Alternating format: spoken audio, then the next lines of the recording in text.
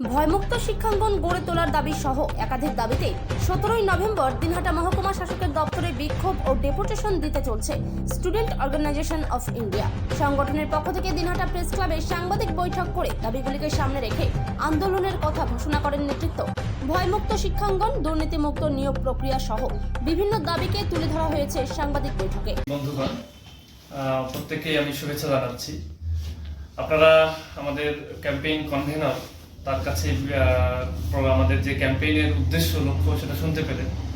আমাদের SIO student Islamic organisation of India Paschimbanga শাখা গোটা রাজ্য জুড়েই গত 5ই নভেম্বর থেকে আগামী 19শে নভেম্বর পর্যন্ত এটি শিক্ষা আন্দোলন পরিচালনা করছে, যার শিরোনাম দেওয়া হয়েছে যে ওবিসি নীতির পুনর্বহাল, সমন্বিত শিক্ষাঙ্গন এবং কর্মসংস্থানের উদ্ভাবন।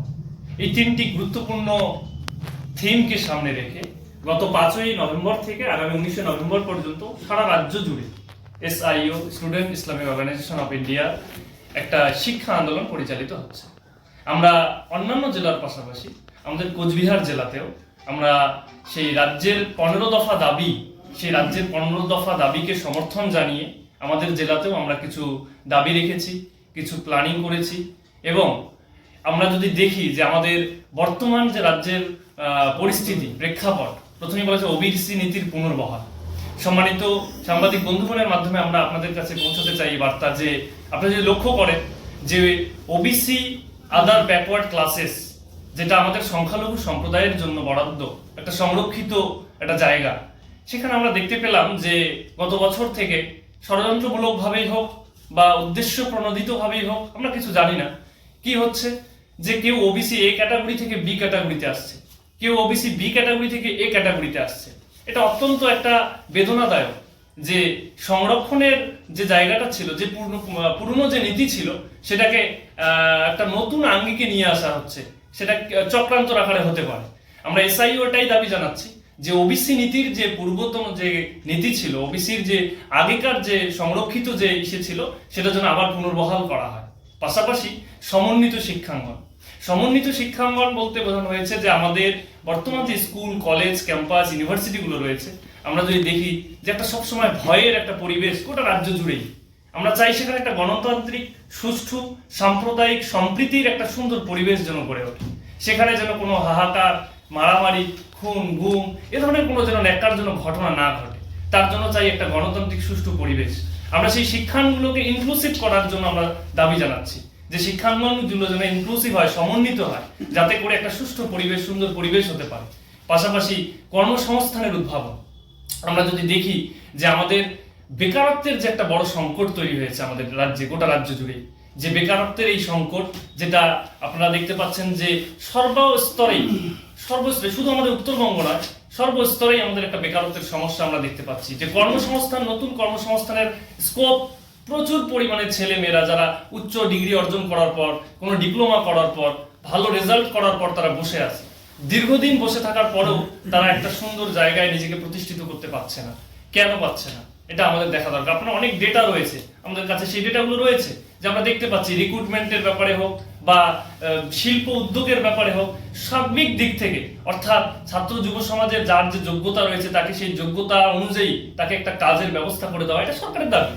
আমরা সুতরাং SIOর মাধ্যমে এটাই আমরা জানাতে চাই যে এই কর্মসংস্থানের উদ্ভাবন না করলে পরে বেকারত্বের যে একটা বড় সংকট তৈরি হয়েছে, এটা ভবিষ্যতে একটা ভয়াল রূপ ধারণ করবে এবং আস্তে আস্তে সেই দিকেই যাচ্ছে। আর সুতরাং student Islamic organisation of India SIO Paschimbanga শাখা গোটা রাজ্য জুড়েই আজকে এই রাজ্যের এই বর্তমান পরিস্থিতিকে সামনে রেখে এই ক্যাম্পেইন হাতে নিয়েছে, যেটা আগামী 19 তারিখ পর্যন্ত চলবে। আমরা আমাদের জেলায় বিভিন্ন স্টুডেন্ট মিট করছি, ছাত্র জনমত তৈরি করছি, আমরা বিভিন্ন এলিট শ্রেণীর সাথে দেখা করছি, প্রশাসনিক লেভেলে আমরা কথা বলছি, আমরা যারা রাজনৈতিক লেভেল শাসক দলে রয়েছেন তাদের কাছে যাচ্ছি, আমাদের দাবিগুলো রাখছি। আমরা তুলে ধরতে চাই যে আমাদের এই অধিকার, আমাদের এই যে সমস্যা, এগুলো যেন সমাধান হয়। এটা আমার একটা দায়িত্বশীল সংগঠন।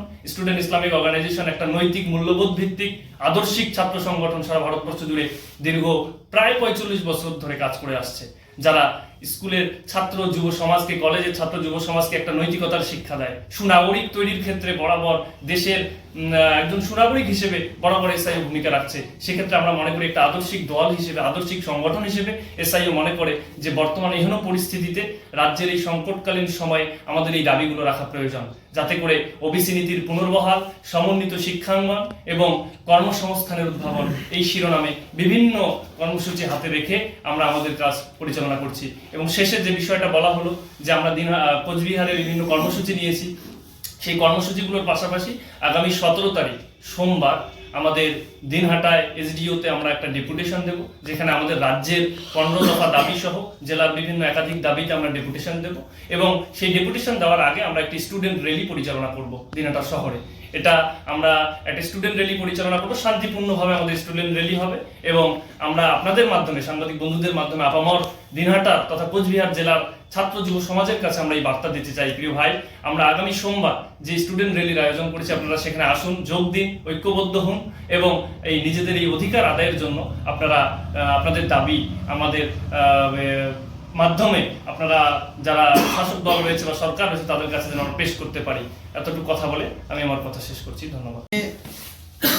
Student Islamic organisation of India শিক্ষা আন্দোলন 2025 সাংবাদিক সম্মেলনে উপস্থিত এসআইওর নেতৃত্ব এবং দিনহাটা প্রেস ক্লাবের সম্মানিত সাংবাদিকবৃন্দ সবাইকে আমার অন্তঃস্থল থেকে আন্তরিক প্রীতি, শুভেচ্ছা এবং অভিনন্দন জ্ঞাপন করছি। তো আমরা ইতিমধ্যে এই ক্যাম্পেইনের যে মূল থিম রয়েছে এবং তার এক ঝলক আমরা খুব সুন্দরভাবে উপস্থাপন হলাম। সেই আলোকে আমি আমার পক্ষ থেকে এই বার্তা দিতে চাই যে এসআইও যে বর্তমান প্রেক্ষাপটে যে আন্দোলন হাতে নিয়েছে, এই আন্দোলনটা শুধু আমি মনে করি এটা এসআইওর আন্দোলন নয়, এই আন্দোলন আপামর পশ্চিমবঙ্গবাসীর আন্দোলন। এই আন্দোলন যারা শিক্ষিত এবং বিএড ডিএলএড করেছেন তাদের আন্দোলন। এই আন্দোলন যারা বেকারত্বে ভুগছেন তাদের এই আন্দোলন। সুতরাং এই আন্দোলনকে সামগ্রিকভাবে আমরা সমর্থন করছি এবং এই আন্দোলন যেন সারা পশ্চিমবঙ্গবাসীর আন্দোলন হয় সেই আশা রাখছি। পাশাপাশি আমি এই আন্দোলন সম্পর্কে কিছু কথা আপনাদের সামনে উপস্থাপন করতে চাই যে আমাদের ভারতের যদি শিক্ষার বিষয় যদি আমরা বিশ্লেষণ করি, ইতিহাস যদি আমরা দেখি, তাহলে দেখব যে স্বাধীনতার পরে 1948 সালে যে শিক্ষা কমিশন গঠন হয়েছিল, সেই শিক্ষা কমিশনের মূল কথাই ছিল যে নৈতিকতার শিক্ষা। কিন্তু দুর্ভাগ্যের বিষয় আজকের এই শিক্ষা নৈতিকতা বিবর্জিত শিক্ষা ব্যবস্থা যেন আমরা চিত্র পশ্চিমবঙ্গবাসীর প্রতিটা প্রতিষ্ঠানে আমরা দেখতে পাচ্ছি। এর মূল কারণ কি? এর অনেকগুলো কারণ রয়েছে।